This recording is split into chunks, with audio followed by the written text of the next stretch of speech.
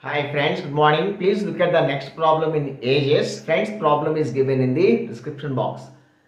See friends, the ratio of the present ages of A and B is 3:4. That means the ages of A and B are 3k, 4k. Friends, it is given that X years ago, the ratio of their ages was 5:7.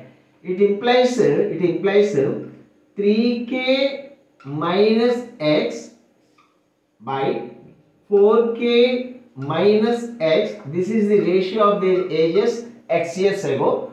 That was 5:7. Friends, it implies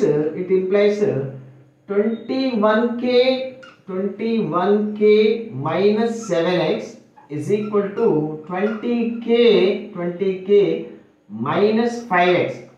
Friends, it implies k is equal to 2x. K is equal to 2x.